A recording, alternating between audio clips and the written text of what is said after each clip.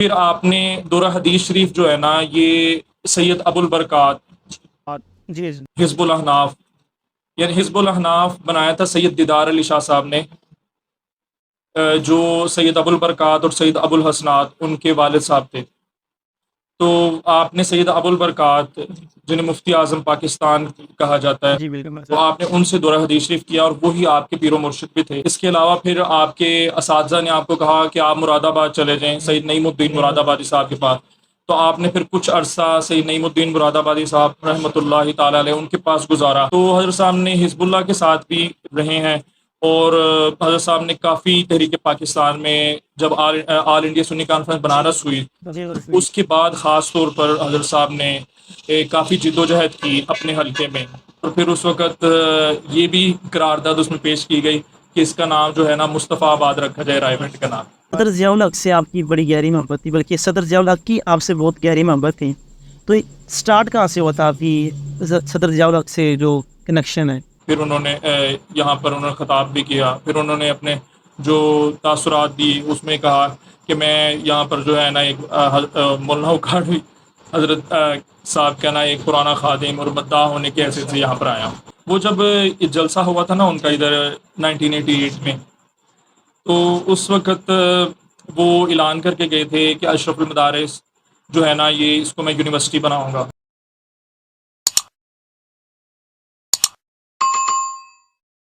بسم اللہ الرحمن الرحیم۔ السلام علیکم ناظرین کرام۔ سفر المظفر کا پیارا مہینہ شروع ہو چکا ہے۔ اس مہینے میں بہت سارے اولیاء کرام کا عرس منایا جاتا ہے۔ وکالہ کی سرزمین پر ایک ایسے اللہ کے ولی عالم دین کا عرس منایا جاتا ہے جنہیں دنیا آج بھی ان کی دینی خدمات سے یاد کرتی ہے۔ میری مراد حضرت شیخ القرآن حضرت غلامی اولی کاڑوی رحمۃ اللہ تعالیٰ علیہ ہیں۔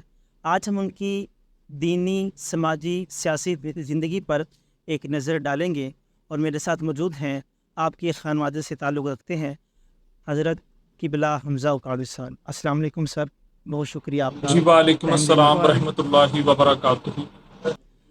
حضرت شیخ القرآن رحمۃ اللہ تعالیٰ علیہ کی زندگی پر ہمیں یہ لازمی تھا کہ آج ہم ان کی زندگی پر ایک نظر ڈالتے، اپنے بچوں کو بتاتے آپ کی زندگی کے بارے میں، کیسے آپ نے سٹارٹ کیا، اور پھر جو آپ کا مقام آج دنیا کے اندر ہے، جو ان کی دینی خدمات اور سیاسی سماجی خدمات ہیں، جو کہ ہمارے آنے والی نسلوں کو اور اس موجودہ نسل کو نہیں پتہ۔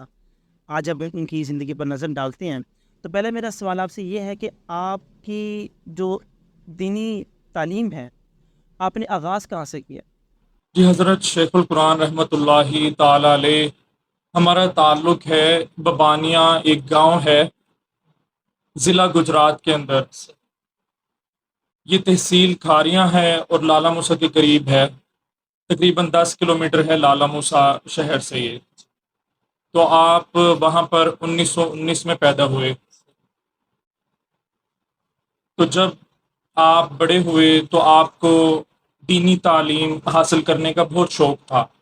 آپ نے پرائمری اور مڈل اسکول میں پاس کیا۔ اس کے بعد ہمارے گاؤں کے ساتھ ہی ہے ایک عمر چک گاؤں کا نام ہے، تو وہاں پر شیخ سلام اللہ صاحب تھے، ان سے آپ نے ابتدائی دینی کتب پڑھی۔ پھر اس کے بعد آپ مزید تعلیم کے لیے ہندوستان، جو موجودہ انڈیا ہے، جی اس کے شہر جلندھر چلے گئے۔ پھر وہاں پر آپ نے جامعہ حنفیہ کریمیہ، جو انجمن حزب الاحناف، جو اس وقت حزب الاحناف دارالعلوم حزب الاحناف ہے داتا صاحب کے پاس، وہاں پر وہ مدرسہ ہے ابھی بھی۔ ابھی بھی جی تو بالکل وہ اس کی ایک شاخ تھی جلندھر کے اندر جس کا نام تھا جامعہ حنفیہ کریمیہ۔ سر۔ اس کے محتمم تھے مولانا عبد الجلیل ہزاروی صاحب۔ وہ غالباً مانسہرہ یا ہزارہ ڈویژن سے ان کا تعلق تھا، بہت بڑے عالم دین اور بڑے فاضل آدمی تھے۔ تو حضرت شیخ القرآن رحمۃ اللہ تعالیٰ علیہ نے اس مدرسہ میں جو ہے تعلیم حاصل کی، اور بالخصوص حضرت مولانا عبد الجلیل ہزاروی رحمۃ اللہ تعالیٰ علیہ، ان سے آپ بہت عقیدت رکھتے تھے، اور آپ اپنی حیات میں اکثر وہ جو ہے نا ہزارہ کی طرف جاتے تھے، ان کی قبر پر جاتے تھے، اور غالباً وہاں پر پروگرام بھی کر کے آتے تھے حضرت صاحب اسپیشل، کہ اپنے استاد سے بہت زیادہ عقیدت رکھتے تھے استاد صاحب سے۔ پھر آپ نے دورہ حدیث شریف جو ہے نا، یہ سید ابو البرکات اور جی جی حزب الاحناف، یعنی حزب الاحناف بنایا تھا سید دیدار علی شاہ صاحب نے، جو سید ابو البرکات اور سید ابو الحسنات ان کے والد صاحب تھے۔ تو آپ نے سید ابو البرکات، جنہیں مفتی اعظم پاکستان کہا جاتا ہے، جی بالکل تو آپ نے ان سے دورہ حدیث شریف کیا، اور وہی آپ کے پیر و مرشد بھی تھے۔ آپ نے زمانہ طالب علمی میں ہی ان کی بیعت کر لی تھی۔ دینی تعلیم کے اندر آج بھی ہم دیکھیں تو اچھا بچوں جی، کو میں نا بہت سی کچھ اور یہ بتانا چاہتا ہوں کہ حضرت صاحب نے اس کے علاوہ جو ہے نا وہاں پر ہوشیار پور میں کچھ عرصہ آپ نے خطابت بھی کی۔ وہاں کی ایک ہی جامع مسجد تھی جہاں پر جمعہ ہوتا تھا ہوشیار پور کی، وہاں پر حضرت صاحب جمعہ کچھ دیر آپ پڑھاتے رہے، وہاں پر کچھ عرصہ آپ نے ادھر گزارا۔ تو آپ نے دیگر اساتذہ سے بھی نا فارسی کی کتب اور پڑھی، جس سے آپ کو فارسی میں بہت زیادہ مہارت حاصل ہو گئی تھی۔ اس کے علاوہ پھر آپ کے اساتذہ نے آپ کو کہا کہ آپ مراد آباد چلے جائیں سید نعیم الدین مراد آبادی صاحب کے پاس۔ تو آپ نے پھر کچھ عرصہ سید نعیم الدین مراد آبادی صاحب رحمۃ اللہ تعالیٰ علیہ ان کے پاس گزارا۔ ان کے ساتھ آپ پروگرامز میں جاتے تھے، تو آپ فرمایا کرتے تھے کہ جو مناظرانہ صلاحیت ہے نا میرے اندر، یہ سید نعیم الدین مراد آبادی صاحب کی وجہ سے ہے۔ اور ماشاء اللہ اسی طرح وہاں پر مولانا مفتی احمد یار خان نعیمی صاحب بھی اس وقت نئے نئے استاذ مراد آباد میں آئے تھے، تو آپ نے ان سے بھی استفادہ کیا۔ دیگر اساتذہ کے پاس بھی آپ بیٹھا کرتے تھے، سماع کرتے تھے ان کے اسباق کا۔ تو آپ نے کچھ عرصہ مراد آباد میں بھی اس طرح گزارا۔ تو وہ جو وقت تھا، آپ اس کی بھی بہت زیادہ قدر کیا کرتے تھے، کہ آپ کہتے تھے کہ جو میں سیاست میں اگر مجھے کچھ ذوق ہے نا، وہ بھی سید نعیم الدین مراد آبادی صاحب کی وجہ سے ہے، اور اس کے علاوہ مناظرانہ صلاحیت بھی اس وجہ سے ہے، اور تفسیری صلاحیتیں جو تھی حضرت شیخ القرآن رحمۃ اللہ تعالیٰ علیہ کے اندر، وہ اس میں آپ اپنے استاد صاحب حضرت علامہ عبد الجلیل ہزاروی صاحب رحمۃ اللہ تعالیٰ علیہ، ان کی آپ جو ہے نا وہ بات کیا کرتے تھے کہ وہ ان کی وجہ سے جو ہے نا یہ مجھے تفسیر پر مہارت حاصل ہے۔ اچھا سر، آج کے دور میں بھی جو دین کا طالب علم ہوتا ہے وہ مدرسے میں رہتا ہے، اس کو بہت ساری مشکلات جھیلنی پڑتی ہیں، علالت کے دیکھیں، مالی لحاظ سے دیکھیں، تو قبلہ شیخ القرآن رحمۃ اللہ تعالیٰ کو کون سی مشکلات آپ نے دینی تعلیم کے دوران جھیلی ہے، ہمارے ناظرین کو ذرا بتائے۔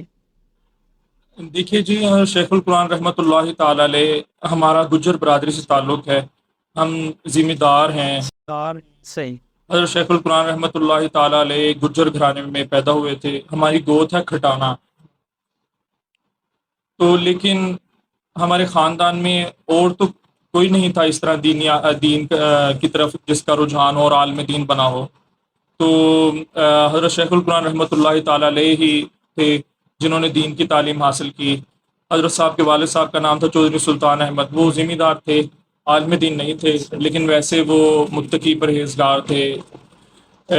تو حضرت شیخ القرآن رحمۃ اللہ تعالیٰ علیہ کو بس علم کا جو شوق تھا، اور یہ اللہ تعالیٰ کی طرف سے عطا ہوتا ہے، بالکل تو بس اس شوق کی وجہ سے حضرت صاحب جلندھر چلے گئے، اور اپنے گھر سے دور وہاں پر آپ نے اتنا وقت گزارا۔ اور حضرت صاحب اس وقت کا آپ نے کچھ بیان بھی کیا ہے، جو حضرت صاحب کی کتاب اشرف الرسائل آپ کی حیات میں ہی شائع ہوئی تھی، ان حالات وہ حضرت صاحب سے خود پوچھ کر وہ سارے حالات لکھے گئے تھے۔ ان میں ذکر ہے کہ کون کون سی مشکلات تھی جب آپ جامعہ حنفیہ کریمیہ وہاں پر جلندھر میں جو ہے وہ آپ پڑھتے رہے۔ تو یعنی کہ یعنی اتنے زیادہ مالی طور پر اس مدرسے کے اچھے حالات نہیں تھے، طلبہ کو کافی جو ہے نا مشکلات تھیں وہاں پر۔ تو پھر آہستہ آہستہ کچھ حالات بہتر بھی ہو گئے، لیکن انہوں نے سب مشکلات کو وہاں پر دیکھا، تو اس کی تفصیل وہ آپ کتاب میں دیکھ سکتے ہیں۔ جین ذاک اللہ۔ آپ کے اساتذہ میں چند آپ نے نام لیے ہیں، میں چاہوں گا ناظرین کو چند اگر چیزہ نام دوبارہ لے دیں گنتی کے لحاظ سے کہ آپ کے اساتذہ میں جی، یہ آپ کے شامل ہیں۔ اساتذہ کی جو ہے وہ اسماء وہ تو پھر کافی زیادہ ڈیٹیل ہو جائے گی، لیکن چند ایک اہم شخصیات جی کا میں بتا دیتا ہوں کہ ایک تو مولانا عبد الجلیل ہزاروی صاحب، سید ابو البرکات احمد، سید احمد قادری ان کا نام تھا، تو سید صاحب کو تو پورے پاکستان میں جانا چاہتا ہے، بالکل ایسے ہی ہے. اور سید صاحب کا بڑا فیضان ہے. اکاڑا شہر میں ہی نہیں، ان کے شاگرد پورے پاکستان میں پھیلے ہوئے ہیں. بالکل ایسے ہی ہیں. تو اس کے علاوہ سید نعیم الدین مراد آبادی صاحب، تو آپ جی ماشاء مولانا مفتی احمد یار خان نعیمی صاحب، اسی طرح آپ نے جو ہے نا کچھ علماء کے ساتھ، اکابر کے ساتھ وقت گزارا. ان میں سے کچوچا شریف کے ایک تھے، غالباً محدث اعظم ہند تھے، سید محمد کچوچوی، یا شاید کچھ کوئی اور نام ہو ان کا. تو ان کے ساتھ بھی وہ جب یعنی تحریک پاکستان میں ان کا بڑا اہم کردار ہے. وہ آل انڈیا سنی کانفرنس کے رہنما تھے. ماشاء اللہ. تو جب وہ ان کا یہ پاکستان، یہ مغربی یعنی یہ جو پاکستان ہے اس طرف کا جب ان کا دورہ ہوتا تھا تو اکثر حضرت شیخ القرآن رحمۃ اللہ تعالیٰ علیہ ان کے ساتھ ہوتے تھے، اور انہوں نے ہی کہا کہ آپ مدرسہ بنائیں.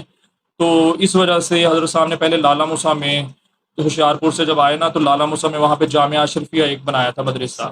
تو حضرت صاحب کا کیونکہ سید صاحب بھی اشرفی سلسلے سے تعلق رکھتے تھے، اس لیے سید اشرف جہانگیر سمنانی رحمۃ اللہ تعالیٰ علیہ سے آپ کو بہت عقیدت تھی، اس لیے وہاں پر بھی اشرفیہ، جامعہ اشرفیہ کے نام سے بنایا.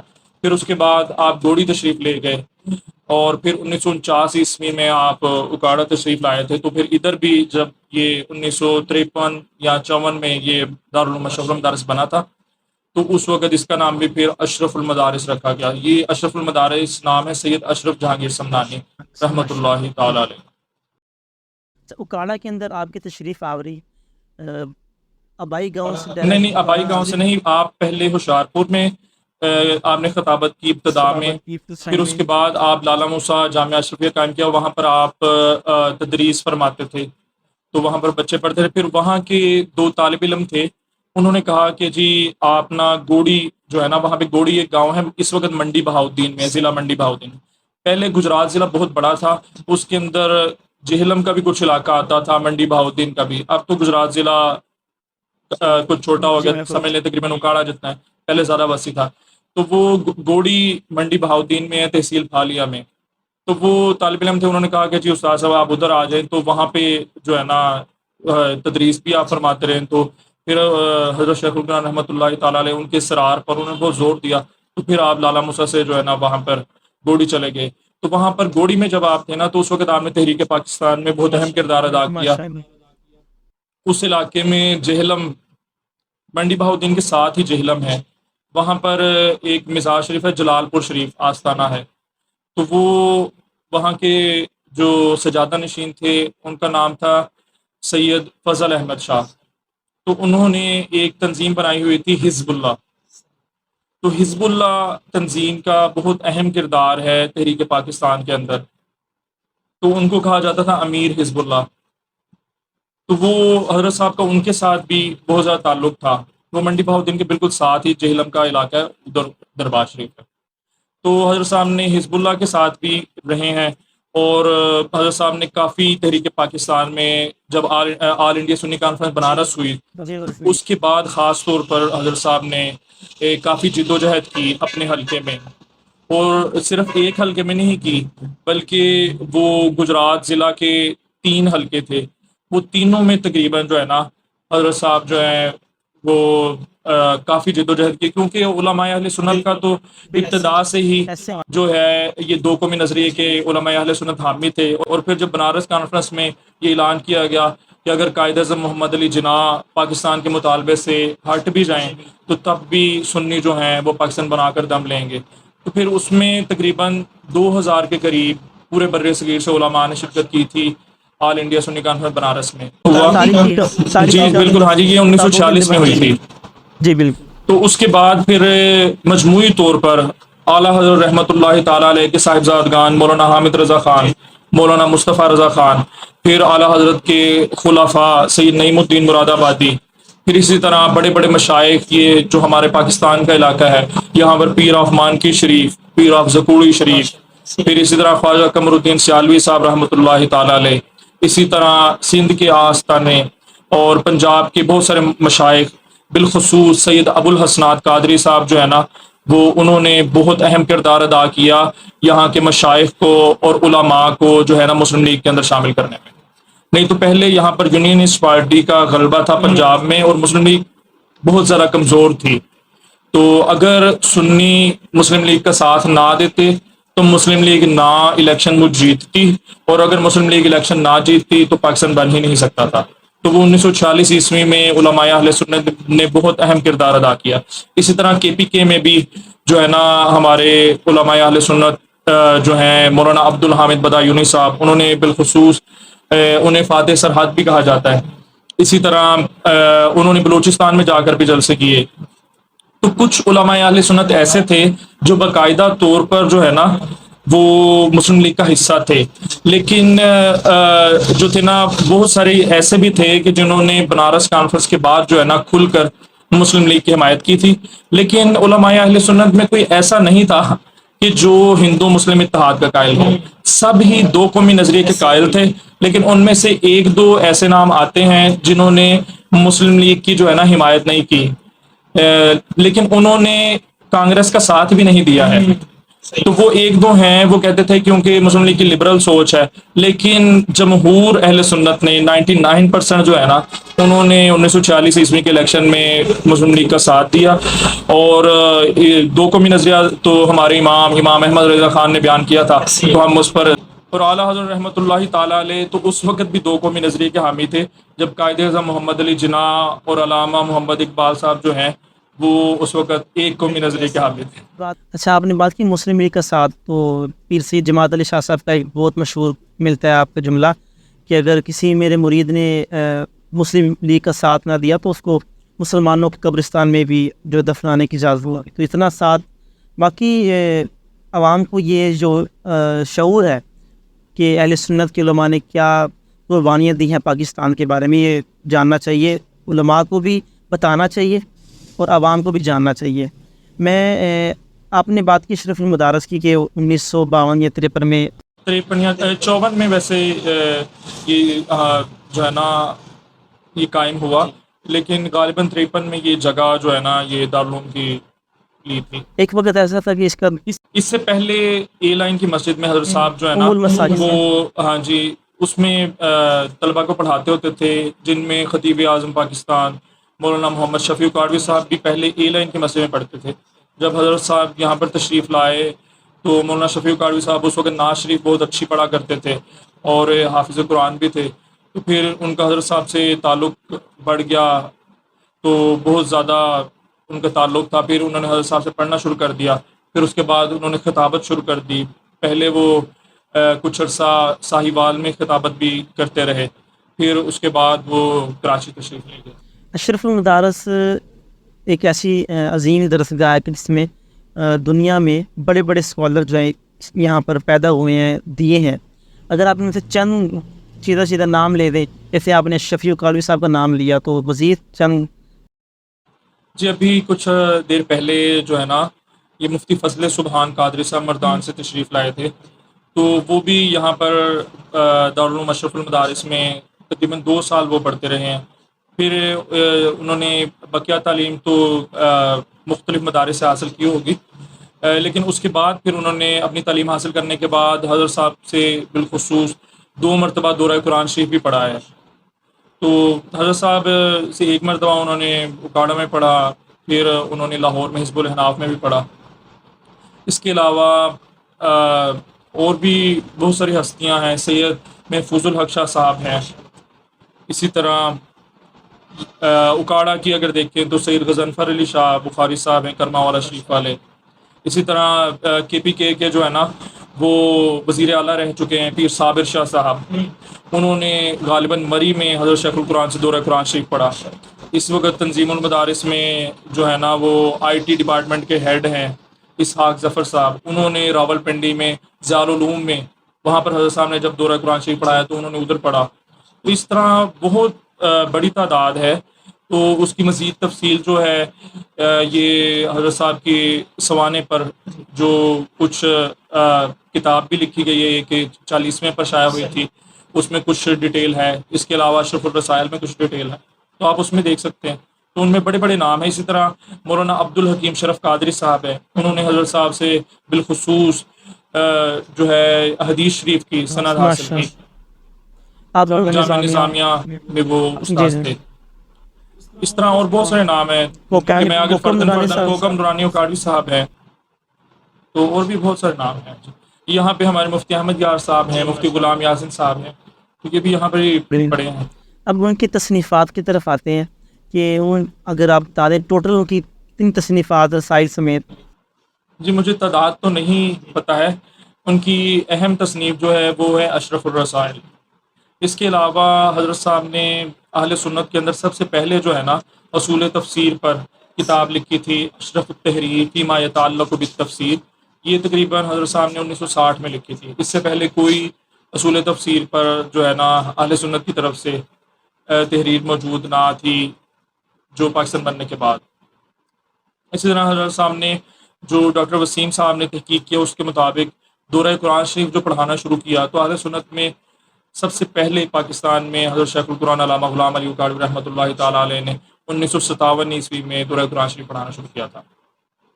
تو آپ نے صرف اکاڑا میں نہیں پڑھایا, آپ نے لاہور میں بھی پڑھایا, آپ نے کراچی میں بھی پڑھایا, فیصل آباد میں پڑھایا, گوجرانوالہ میں پڑھایا, مری میں پڑھایا. تو اس طرح آپ مختلف جگہوں پر آپ دورہ قرآن شریف پڑھایا کرتے تھے. تو بہت سارے جو طلباء مدارس سے فارغ ہوتے تھے تو وہ آپ کے دورہ قرآن میں شریک ہوتے تھے. یا پھر منتہی طلباء جو ہیں عالمیہ کے درجہ عالمیہ کے دورہ حدیث شریف کے, تو وہ آپ کے دورہ حدیث شریف میں وہ بھی شرکت کیا کرتے تھے. اب ہم ان کی تھوڑی سیاسی زندگی پر ہم نظر ڈالتے ہیں. آپ نے کچھ بیان کیا کہ تحریک پاکستان میں کس طرح انہوں نے اپنا رول ادا کیا, کہ باقاعدہ کسی سیاسی جماعت میں انہوں نے حصہ لیا یا ممبر رہے؟ جی میں نے جس طرح آپ کو پہلے عرض کی, کیا وہ دوبارہ بتانے کی ضرورت ہے تحریک پاکستان کے بارے یہ میں؟ بس یہ بتا دیں کہ کیا کسی میں نے آپ کو بتایا نا یہ تحریک میں وہ تو پہلے بیان کر چکا. تو پھر پاکستان بننے کے بعد 1949 عیسوی میں جو ہے 1949 یا 1948 غالباً ہے, تو اس میں جمعیت علماء پاکستان قائم ہوئی تھی ملتان میں. تو حضرت صاحب اس وقت گوڑی میں تھے, سید وہاں پر منڈی بہاؤدین میں اس وقت وہ گاؤں. تو حضرت صاحب وہاں سے کچھ لوگوں کو لے کر سجادہ نشین چودھری باتی خان صاحب تھے وہاں پر گوہڑ, وہاں پہ دربار شریف ہے. اسی طرح وہاں سے کچھ لوگوں کو لیا, پھر آپ نے یہاں سے سید ابو البرکات, سید ابو الحسنات, ان کو ساتھ لیا لاہور سے. تو میں آپ کو یہ بتا دوں کہ وہاں سے حضرت صاحب نے گوڑی سے وہاں سے اکابرین اہل سنت کو کچھ لیا, پھر ساتھ سید صاحب, سید ابو البرکات, سید ابو الحسنات, ان کے ساتھ پھر آپ ملتان شریف آئے. تو یہاں پر اس وقت جمعیت علماء پاکستان بنائی گئی تھی. تو حضرت صاحب اس کے فاؤنڈنگ فادرز میں سے. باقاعدہ الیکشن میں حصہ لیا, کبھی الیکشن لڑا؟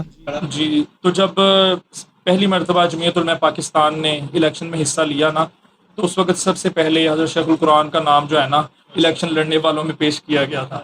وہاں اس وقت ٹوبہ, اس وقت غالباً ٹوبہ میں یا ملتان میں جو آخری کانفرنس ہوئی تھی نا الیکشن سے پہلے, اس میں سب سے پہلے حضرت صاحب کا اور ایک اور مجھے نام نہیں یاد ہے ان کا, مولانا صاحب کا, ان دو ہستیوں کا نام پیش کیا گیا کہ جمعیت علماء پاکستان کے یہ دو نمائندگی ہوں گے, پھر باقی دیگر کا بھی نام لیا گیا. تو 1970 میں پہلی دو مرتبہ جے یو پی نے الیکشن میں حصہ لیا تھا. تو اس کے علاوہ حضرت صاحب نے جو ٹوبہ ٹیکسنگ کانفرنس ہوئی تھی, اصل میں جے یو پی کے نا کچھ عرصے بعد نا دھڑے بن گئے تھے. تو پھر 1968 میں غالباً حزب الاحناف میں تمام دھڑوں کو اکٹھا کیا گیا تھا. اس میں حضرت صاحب نے بہت زیادہ کوشش کی تھی کہ وہاں پہ اپنے پیر و مرشد کے آستانے پر تمام دھڑوں کو اکٹھا کیا, پھر ان کی صلح ہو گئی. پھر اس کے بعد اس میں کنوینئر سید محمود احمد رضوی صاحب کو بنایا گیا جو سید ابو البرکات کے صاحبزادے تھے.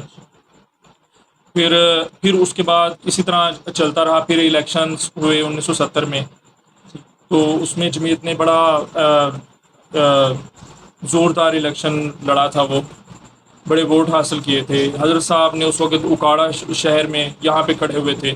اس وقت یہ صاحب ضلع تھا, تو حلقہ بہت زیادہ بڑا تھا. یہ اکاڑا شہر بھی تھا, دیپال پور بھی اس میں شامل تھا. تو دیپال پور, اکاڑا, اور کافی وسیع تھا یہ علاقہ, اور ادھر سے بھی پتہ نہیں کہاں تک یہ علاقہ آیا تھا. بہت بڑا سارا حلقہ تھا. حضرت صاحب نے الیکشن لڑا تھا تو کافی ووٹ حاصل ہوئے تھے اس وقت حضرت صاحب کو, لیکن اس وقت پیپلز پارٹی کا زور تھا, تو وہ پیپلز پارٹی کے نمائندے کامیاب ہوئے. صدر ضیاء اللہ کی آپ سے بڑی خیر. پھر اس کے بعد حضرت شیخ القرآن رحمۃ اللہ تعالیٰ علیہ جو ہے نا 1970 کی دہائی میں جمعیت علماء پاکستان کے پنجاب کے صدر تھے آپ. اسی طرح پھر تمام اپوزیشن پارٹیز نے ایک جمہوری محاذ بنایا تھا، اس کا بھی پنجاب کا صدر حضرت صاحب کو بنایا گیا تھا۔ پھر اس کے بعد 1977 میں جب پاکستان قومی اتحاد بنا تو اس کے بھی پنجاب کے صدر حضرت شیخ القرآن رحمۃ اللہ تعالی علیہ تھے، علامہ غلام علی اکاڑوی۔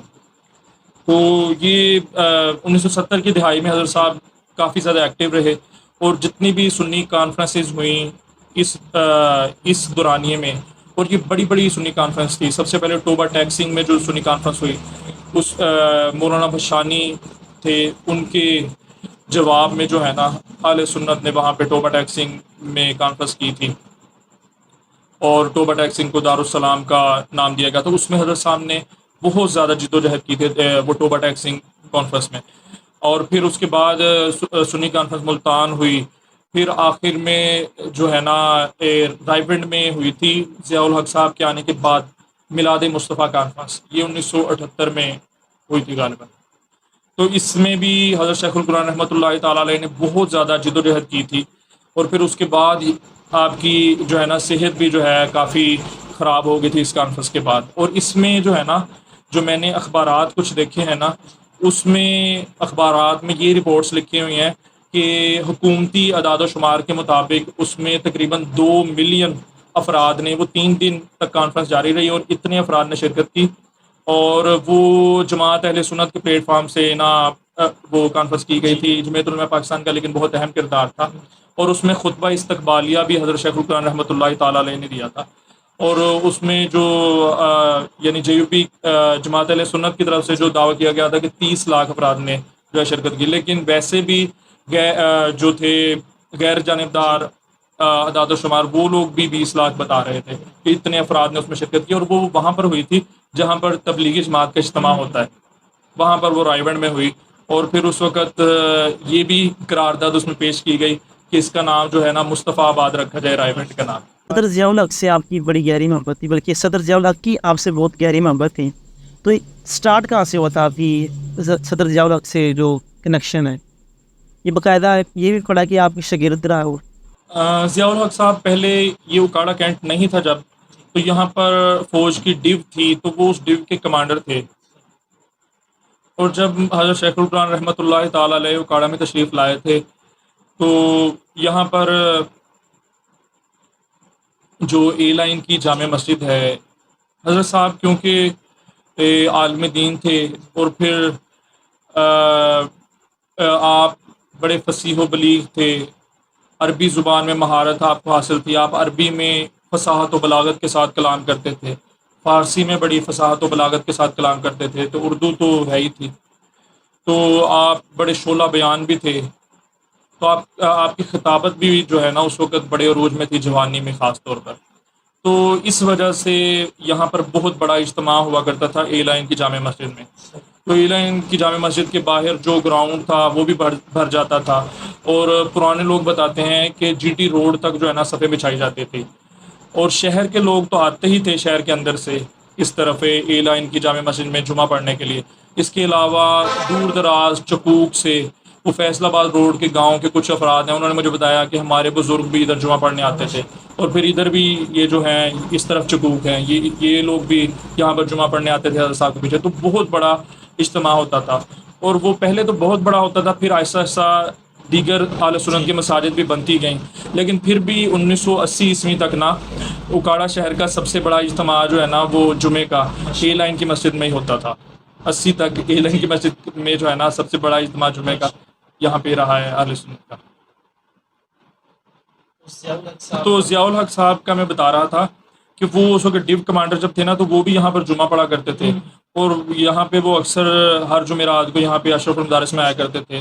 پھر وہ ان کو حضرت صاحب سے بہت زیادہ محبت ہو گئی، بڑی عقیدت رکھتے تھے حضرت صاحب سے، حضرت صاحب کو ساتھ لے جایا کرتے تھے وہاں پر۔ فوج کے اندر کوئی 11ویں شریف کا پروگرام ہوتا یا ویسے حضرت صاحب کا درس قرآن اکثر ہوا کرتا تھا، تو وہ لے جاتے تھے حضرت صاحب، پھر وہ فوج کو اکٹھا کر کے تو ان کو جہاد کی تبلیغ دیتے تھے، تبلیغ کرتے تھے، اسی طرح وہ ان کو درس قرآن دیا جاتا تھا، تو اس لیے ان کا بہت زیادہ یہاں پر آنا جانا تھا۔ پھر یہاں پہ نا ابتدا میں 1-2 کمرے بھی فوجی نوجوانوں نے جو ہے نا، فوجی جوانوں نے وہ دارالعلوم کے بنائے، وہ جو پرانی بلڈنگ تھی نا اس میں وہ ضیاء الحق صاحب نے 1-2 کمرے بنوائے تھے وہاں پہ۔ پھر اس کے بعد پھر ضیاء الحق صاحب تو یہاں سے چلے گئے تھے۔ پھر 1977 میں وہ قومی اتحاد اور جو تھی نظام مصطفیٰ کی تحریک تھی، اس کے بعد ان ماشاء اللہ لگ گیا۔ تو پھر ضیاء الحق صاحب نے ماشاء اللہ لگانے کے بعد جو ہے نا سب سے پہلے جمعیت علماء پاکستان کے وفد کو دعوت دی، ملاقات کی، جن میں مولانا شاہ احمد نورانی صاحب تھے، مولانا عبدالستار خان نیازی صاحب تھے اور حضرت شیخ القرآن رحمۃ اللہ تعالیٰ علیہ تھے۔ 3 بندے تھے جے یو پی کی طرف وفد کی طرف سے۔ تو ضیاء الحق صاحب نے کہا کہ مجھ سے نا آپ پنجاب اور سندھ کی گورنریاں لے لیں، اسی طرح کیونکہ مارشل اللہ دور میں نا گورنر ہی سب کچھ ہوتا ہے، وزیر اعلیٰ تو ہوتا نہیں ہے، تو سارے اختیارات گورنر کے پاس ہوتے ہیں۔ تو جمعیت علماء پاکستان کا اس وقت بڑا طوطی بولتا تھا، بالخصوص کراچی اور حیدرآباد کے اندر، اور یہاں پہ اکاڑا شہر میں بھی اتنی ایکٹیو تھی جمعیت علماء پاکستان کہ اس کا نا ایک نا غالباً خادم یا ٹکا ممبر کوئی نہ ہوتا تھا اس طرح۔ تو وہ جو بندہ 50 بناتا تھا نا اس کو وہ جو ہے نا وہ بنایا جاتا تھا، اور وہ یہ ضلع اکاڑا میں تقریباً 3000 بندے تھے ایسے۔ تو یہاں پہ ہمارے مدرسہ میں ادھر الیکشن ہوا تو بڑی یعنی نا بہت یعنی عروج تھا اس وقت جے یو پی کا، تو بڑا وہ سب لوگوں نے شرکت کی، اتنے اس کے ممبر تھے۔ تو اس لیے جے یو پی کا اکاڑا شہر میں بھی کافی کام تھا، لیکن جی صاحب، اس حد تک کام نہیں تھا کہ یہاں سے الیکشن جیتے، لیکن ویسے بڑا عروج رہا ہے یہاں پہ اکاڑا میں بھی بڑی مضبوط رہی ہے کبھی جے یو پی، اور بالخصوص حیدرآباد اور کراچی کے اندر تو جے یو پی ہی جیتتی تھی۔ سب سے بڑی جماعت حیدرآباد اور کراچی میں جمعیت علماء پاکستان تھی، تو زیادہ تر جے یو پی کے نمائندے وہاں سے ہی جیتا کرتے تھے۔ تو کراچی شہر تو تھا ہی جے یو پی کا۔ ہاں مولانا عبد المصطفیٰ اظہری صاحب وہ کراچی سے ان کا تعلق تھا۔ تو میں یہ بیان کر رہا تھا کہ ضیاء الحق صاحب نے نا جے یو پی کی مقبولیت ہے تھی اتنی، اور 1977 عیسوی میں نا میں آپ کو ایک واقعہ بتاتا ہوں کہ حضرت صاحب اس وقت قومی اتحاد کی طرف سے نا یہ جو ہے یہ مینار پاکستان والا جو یہ حلقہ ہے نا، یہاں سے حضرت صاحب الیکشن لڑ رہے تھے۔ تو اس وقت یہ میاں شریف صاحب جو تھے، انہوں نے کاروبار وغیرہ ان کا ٹھیک تھا، تو انہوں نے نا جے یو پی کا اجلاس ہو رہا تھا، تو یہ وہاں پر نا باہر کھڑے رہے، انتظار کرتے رہے، رات دیر تک جمعیت علماء پاکستان کا اجلاس ہوتا رہا۔ تو انہوں نے نا یہ تھے اور ساتھ ان کے غالباً شہباز شریف صاحب تھے، تو انہوں نے نا مولانا شاہ احمد نورانی صاحب سے درخواست کی کہ جی نواز شریف میرا بیٹا ہے تو اس کو اس حلقے سے الیکشن لڑنے دیں۔ تو نورانی صاحب نے کہا کہ تمہیں نہیں پتہ کہ یہاں سے ہمارا پنجاب کا صدر الیکشن لڑ رہا ہے اور میں تمہارے اس چھورے کو ٹکٹ دے دوں؟ تو انہوں نے پھر 5 لاکھ جو ہے نا غالباً 5 لاکھ یا کچھ ایسی اماؤنٹ ہے، تو وہ انہوں نے نا کہا کہ ہم نا جی یہ جے یو پی کو فنڈ بھی دینا چاہتے ہیں، لیکن نورانی صاحب نے نا ان کو اس وقت ٹکٹ نہیں دی تھی نواز شریف صاحب کو۔ اس وقت ان کا سیاست میں کوئی کردار نہیں تھا، تو اس وقت وہ حضرت صاحب اس حلقے سے الیکشن لڑ رہے تھے، اور اس کے علاوہ حضرت صاحب ادھر سے بھی الیکشن لڑ رہے تھے، اکاڑا سے بھی، قومی اتحاد کی طرف سے۔ تو پھر 1970 کی دہائی میں نا حضرت صاحب سیاست میں کافی ایکٹیو رہے ہیں، اور تقریباً 1980 میں نا آپ نے عملی سیاست چھوڑ دی تھی۔ تو آپ پھر اس کے بعد آپ زیادہ تر جو ہے وہ دینی سرگرمیوں میں خالصتاً مدرسہ، درس و تدریس، درس قرآن، تو آپ کے پھر یہی معمولات تھے زیادہ تر۔ ضیاء الحق صاحب آپ ادھر تشریف بھی لائے تھے، وہ وہ ایک جلسہ یہ سا ہے ہوا کہ تھا۔ ہاں جی اس وقت نا انہوں نے جب کہا نا، میں آپ کو بتا رہا تھا ضیاء الحق صاحب نے، تو اس وقت نورانی صاحب نے کہا کہ نظام کی اصلاح کا جہاں تک تعلق ہے نا تو یہ منتخب نمائندوں کا کام ہے، تو آپ اپنی بیرکوں میں جا کر بیٹھیے۔